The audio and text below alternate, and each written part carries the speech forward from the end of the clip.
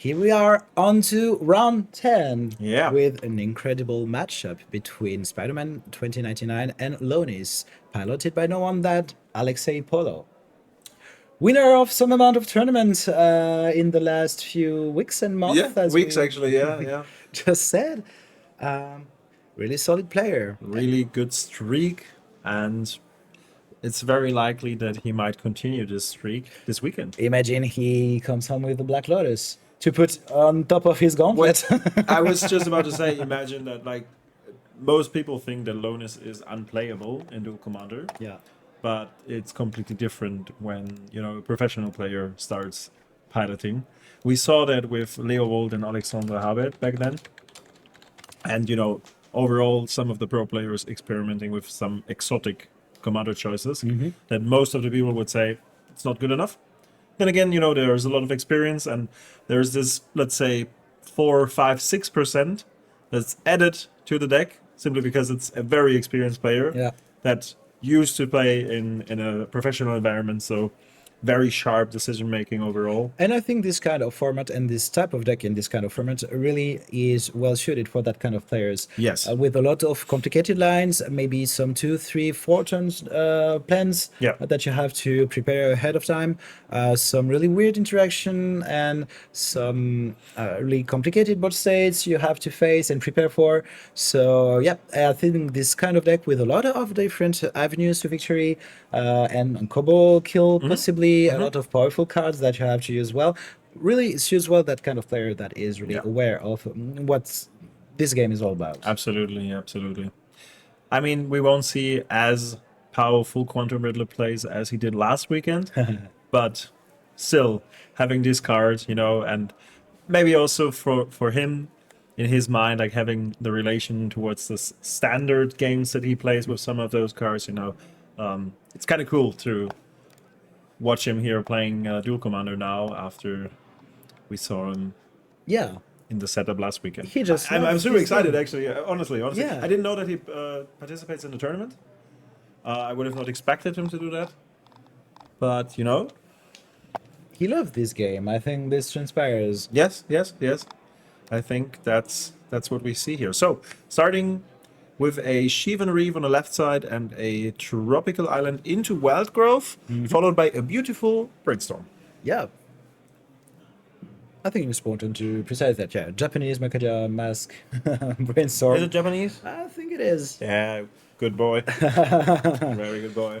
This speaks volume to the caliber of this player, I think. Okay. No, just kidding. Jokes aside, Brainstorm resolving, how do you think this matchup looks like? I think it's difficult for Lonis because of the amount of interaction, like in terms of counterspells and in terms of shocks and bolts and whatsoever. Actually, after he won the effect, I was inspired. I always liked Lonis. I think it's a really cool deck. Took his list, played some games. Very nice. Lot of fun. Thing is, you have to have Lonis on board. At the same time, it doesn't do anything on its own. That's always the problem. That's a fair point. And what do we see here? I think at the end of the day, it might just be another Nadu combo deck. You really need Lonis to win when you're all going off with Nadu. Well, Nadu is definitely a big part of this deck. Definitely a big part because I think without Nadu, it would not be possible to maintain the deck. To be fair, I would claim that like 60 or maybe even 70% of the times you have the Nadu lines that you go for. There are other cool lines. There are also some hidden lines with you have Earthcraft and Shrieking Drake to make infinite clues if you have the appropriate basic land on field, because you always need the island. Then you have Urza's Saga and the clues going also for infinite artifacts. Yep. And it always ends up with like an activation from Lonis that will go through the entire library and search for the biggest threat. Which there might be something here in the Izzet deck. But in contrary to the Nadu game plan, Nadu actually provides lots of mana to win on spot. final finale and Yeah. things like this, you know. Or just you draw like 17 cards, you have a huge board, you kill in 2 turns, but Exactly. you have 3 And I counter think spells in hand. he still plays opposition. That was in his list last time. I think he actually Yeah, does, yeah. he still does that. So you can Allura? lock your opponent entirely with the help of opposition, which is like also a really cool thing. So if you have a look at the list, it's very similar to the one he played at Fact. There are so many cool cards. I love Allurin. I love opposition. Very cool things. Like back in the days, I played a lot of Thrasios Tymna. When you played it with Allurin as a combo, Yeah, not the through like completely tuned variant that people play today. And yeah, it's just for me it was like very vibish in terms of Yeah, I the old gotcha. You combo also days. played opposition in this version of the deck, if I'm right. What do you mean? Did you? You also played opposition in that Yeah, deck. exactly. Yeah, that's what I'm saying. And there were some times where you also tested Earthcraft, you know, to cheat some mana. Yeah, But sure. it was hard with the mana base because of the four colors. Oh, we see an Otawara trying to recoup this Lonis that was enchanted by an unable to scream. One of the Yeah. best answers to the command zone in the actual Duel Commander Absolutely, environment. absolutely. I'm actually struggling to I think it's a mana dork. I don't know which one. Arbor Elf. Is it an Arbor Elf? Looks like something But he along paid those 2 lines. mana for it.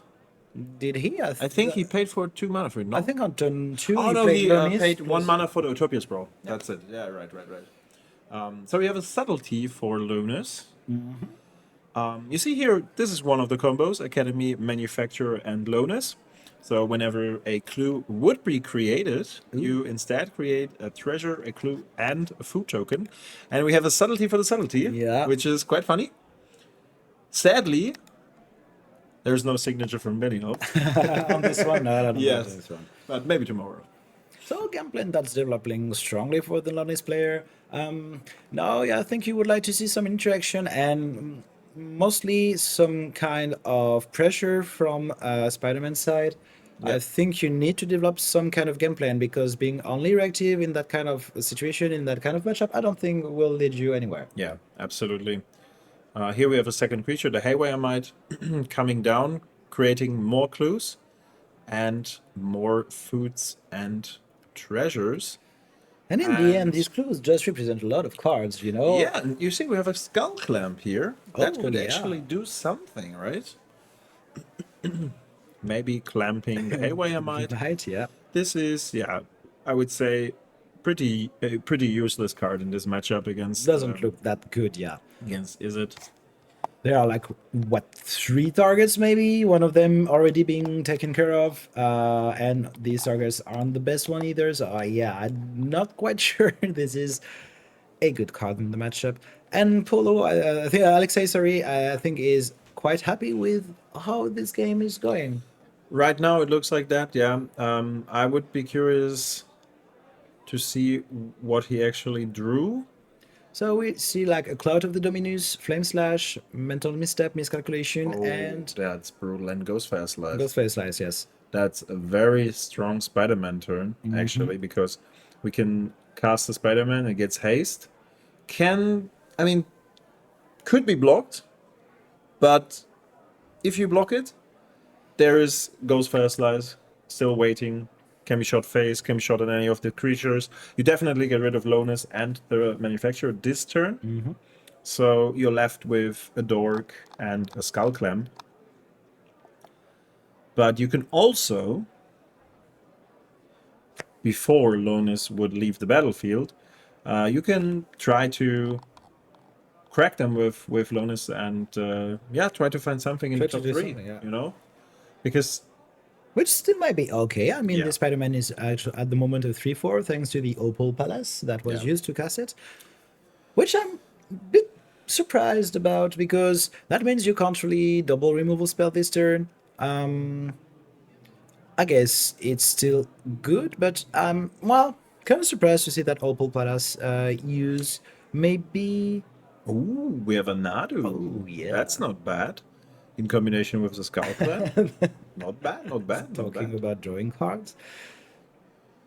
So, yeah, I was just thinking about the fact that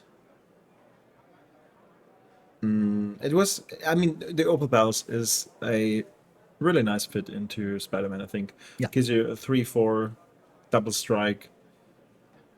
It is a card, Opal Palace, that we actually don't see played in Duel Commander Not at all. Not at all. It was played back then in some Rayhan decks and whatsoever, when like the partner rule was still. This card is super old, and we never made use of it, to be fair. Or like within the last years, we didn't really use it at Yeah. all because it's very slow and it has to have like a very specific use case. 1 mana for a counter is really, really hard. Oh, and we see the unable to screen.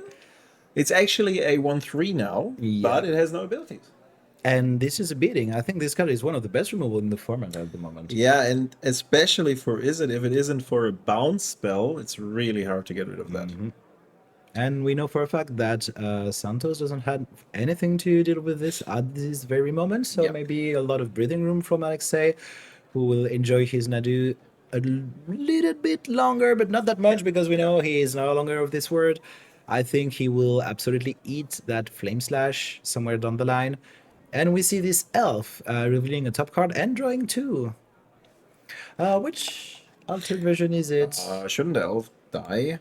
It will, I think. Now we're resolving the Nado triggers, but I think the elf will die at some point.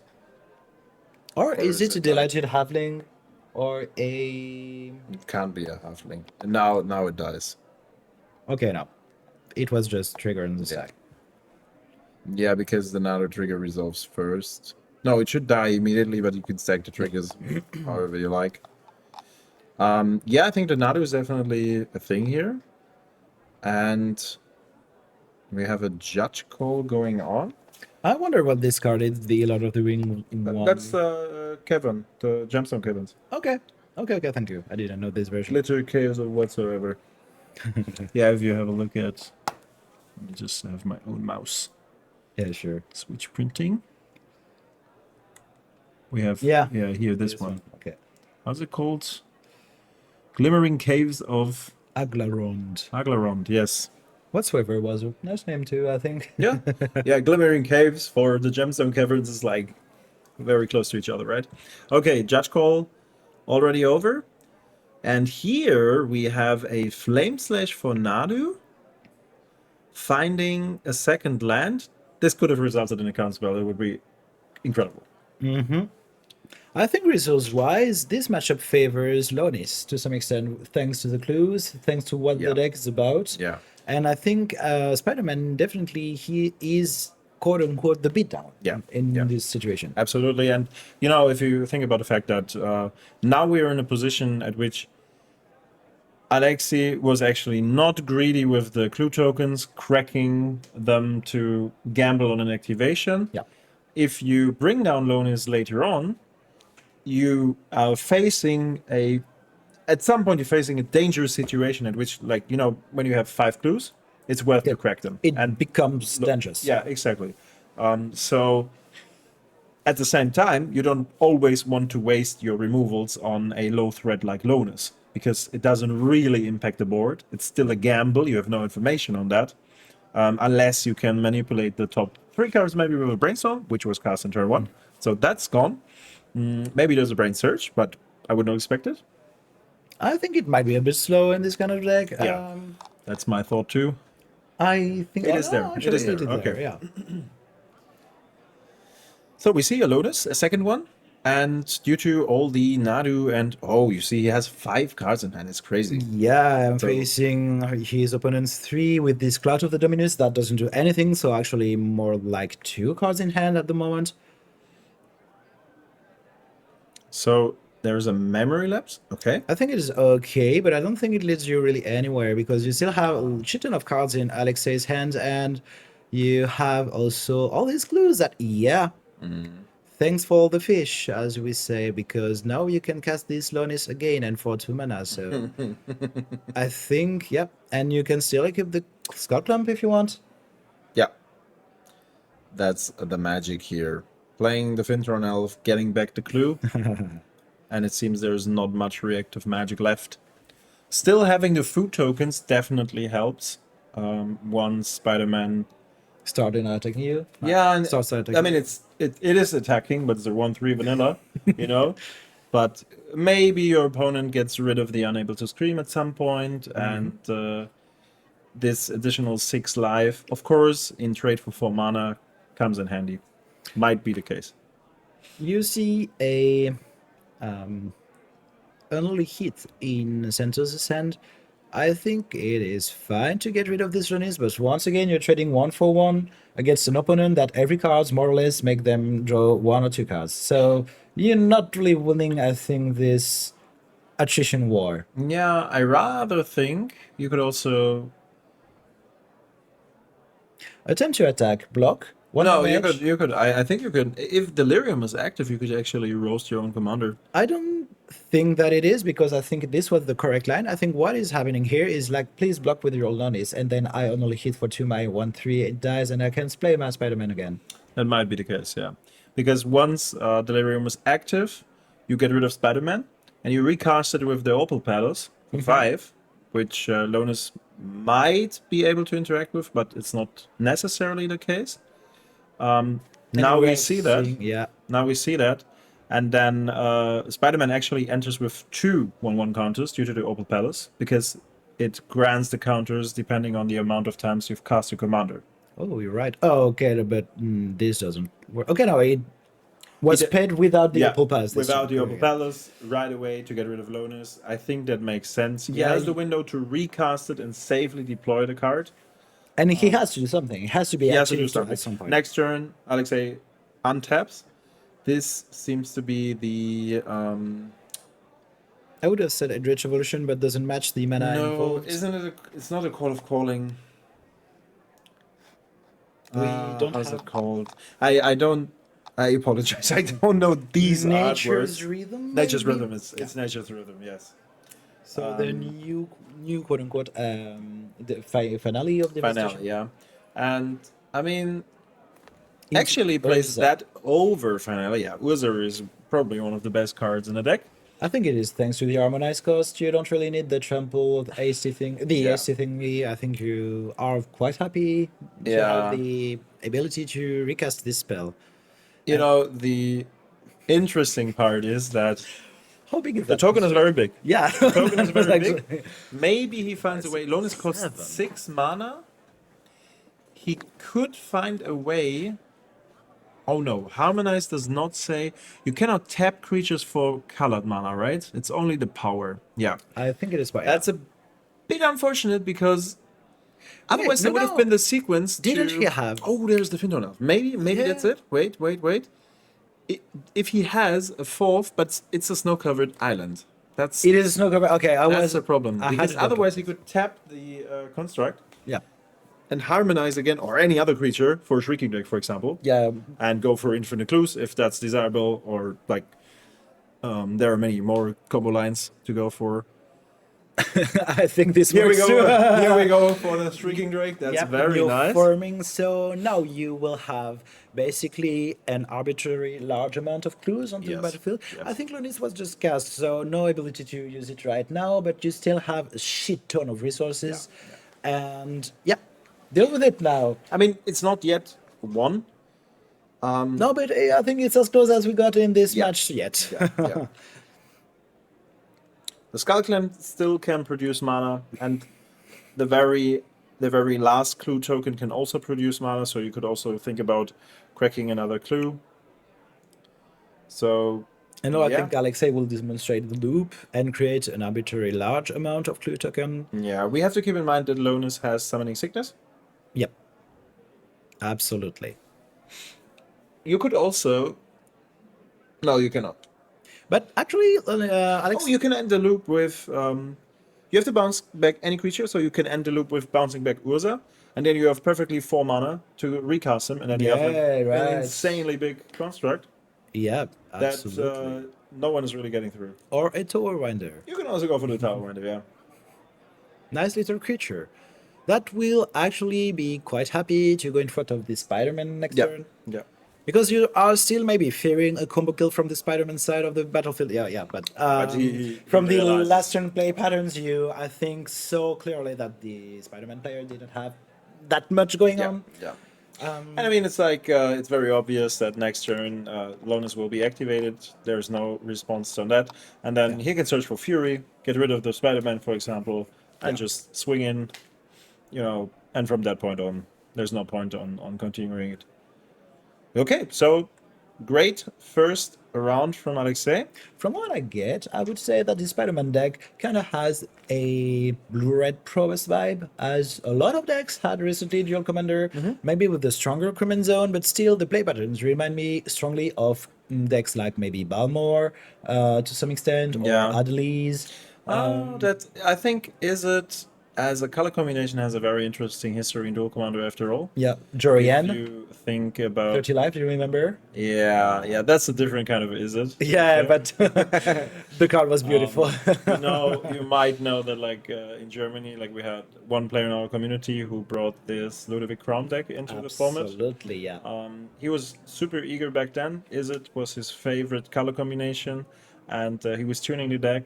And at some point, I think we went to like a bigger tournament, like 100-ish players or something, and he managed to make the first place. And all of a sudden, the whole went, "Oh, this looks like a cool deck."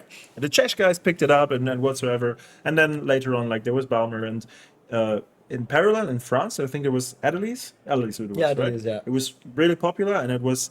Adelise and Balmor were more or less. I think equally Balmer popular. was later, but I think maybe you're Adelise and Ludovic Crown were a bit, compared to each other. They were following kind of a similar game plan. Adelise was much more aggressive, Yeah. while Ludovic Crown were just a bit more chill, based. You draw some cards, and eventually you can finish with Crown. Reminds you a little bit of that Spider-Man.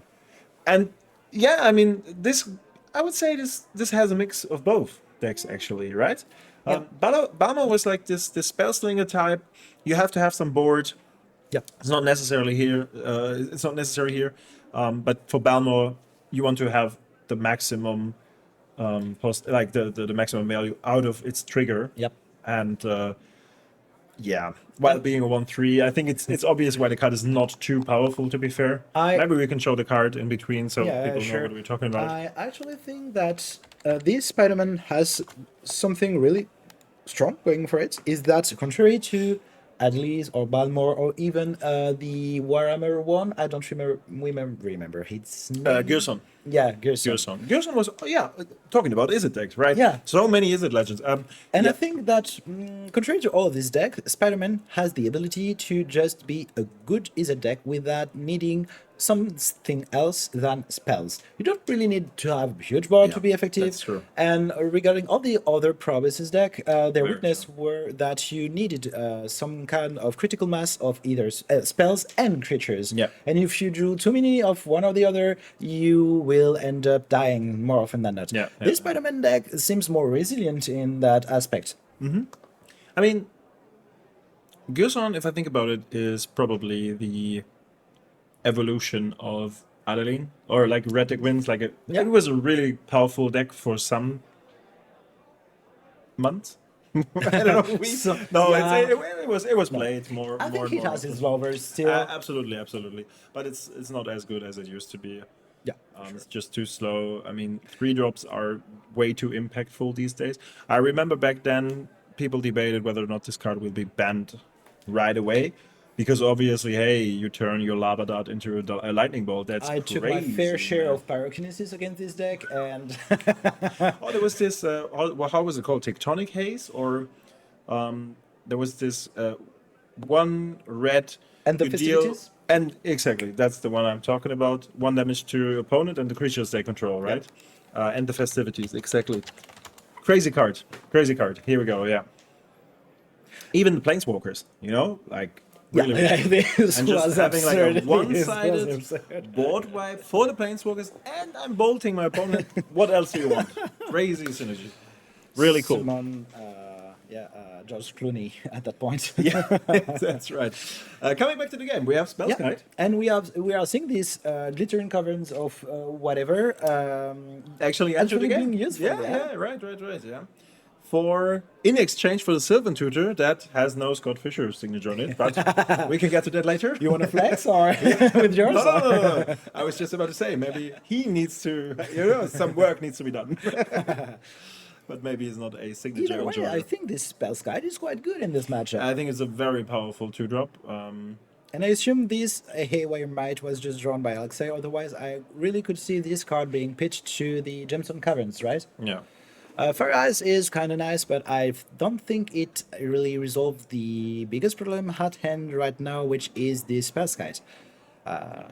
It's not a proactive problem, but I think it will be a problem down the line if you don't immediately answer this card, because Lonis will do the same stuff he did first game, which Absolutely. is put some small stuff on the board, grind some advantage, and if you try to go on a one-to-one basis against this deck, you will end up buried beneath cards. If I think about it, is Spell's Guide a... Which creature type does it have? Is it Construct? Spell's Guide? I think it's horror. It's a horror, right. It's a horror. Phyrexian Horror. Okay, here we go. Forgot about that. What a nice creature. Yeah. It's one of the few creatures that are still here from a set that's so old. Apart from some people might say, oh, there's Mental Misstep. Yeah, of course there's Mental Misstep. And Gitaxian Probe and Dismember, but they are not creatures. You're all Thanks to Tifa, Mutagenic Growth is back too. Yeah, sure. And we talked about Gerson. What about Gachot? Good shot. And Gerson. I think I've never seen a deck that plays the white one. Do you know the white one? I actually don't. The white one is, I think it prevents... Yeah, well, you can end your sentence here. I think. No, is it actually preventing damage, or does it shoot damage to attacking creatures? Something like this. I think it shoots 1 damage to all attacking creatures your opponent controls. Let me check that. Whoa. I'm just curious. Well, In a draft format, it might be useful. Yeah, that's a. And the Fair black one point. is surgical distraction, obviously, right? Oh, this was the black one. Okay, the black one was the rare. Yeah. Maybe the white one was a common then? They didn't put it in It was an uncommon. uncommon. It was still an uncommon, okay. Yeah.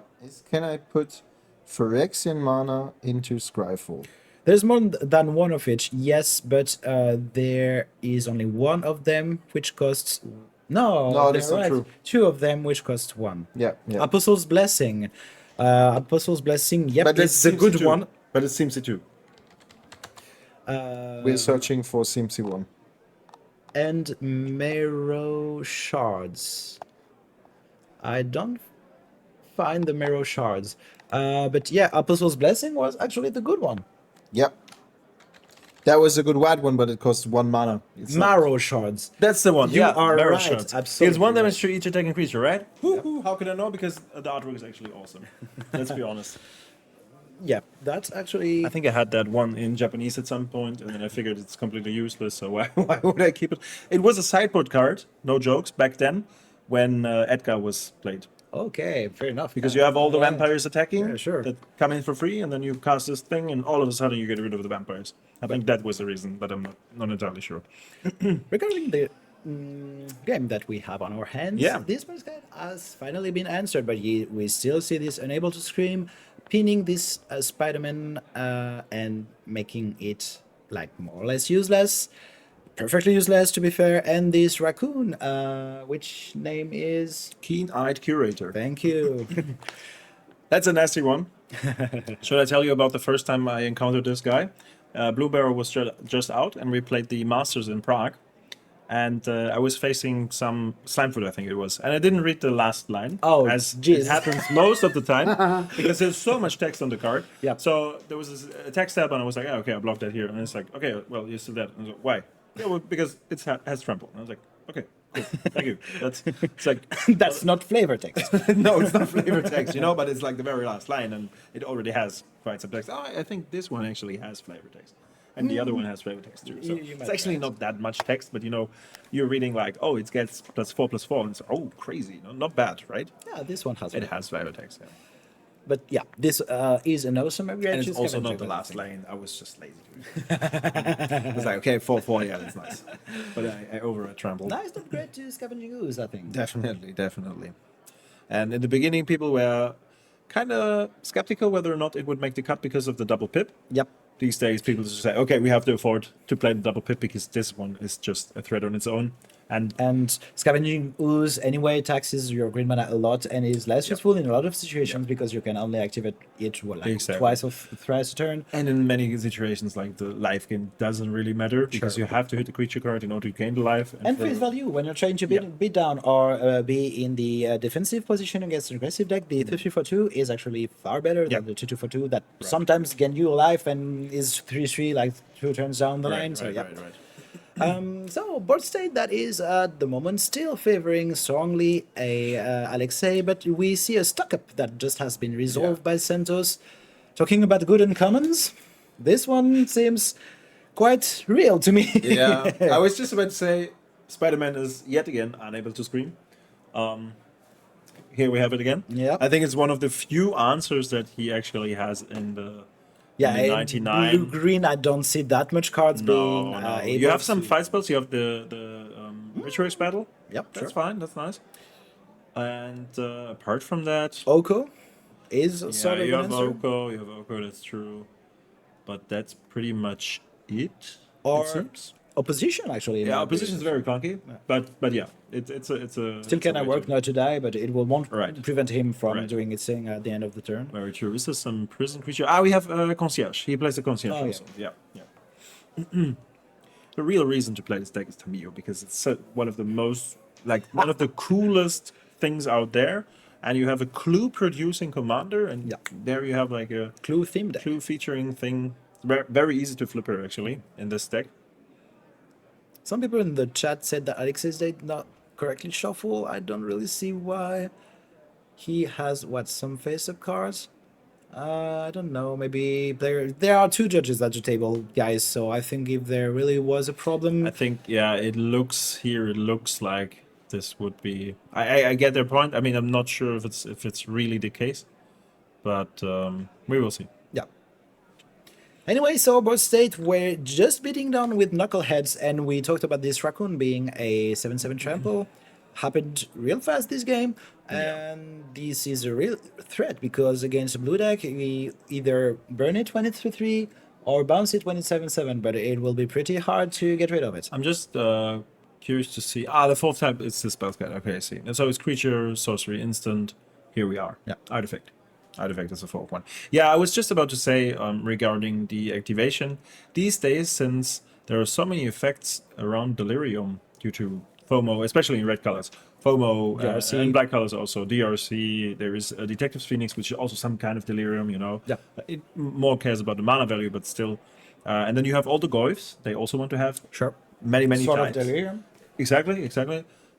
So you can expect players having different types in their graveyards early on. So it's quite easy to have this guy at 7/7 and having a somewhat jacked raccoon here on his side that Very beats much for jacked 7. raccoon, Yeah, it yeah. is. It's pretty jacked. Dude. Definitely not skipping a gym. Neither the leg day. Yeah, right. Yep, this raccoon is now 8/6, and I think he would just beat the fuck out of this think so too. Spider-Man.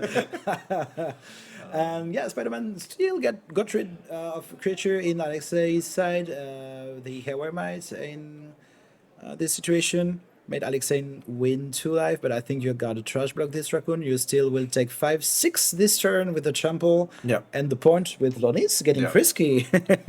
Absolutely. So we have first rank damage. That doesn't really matter. Yep, not in that situation, I think. Yeah. Raccoon still survives thanks to the 5 toughness. There's the new Misty Rainforest. Beautiful artwork, by the way. I like the new cycle. You like it too? Okay.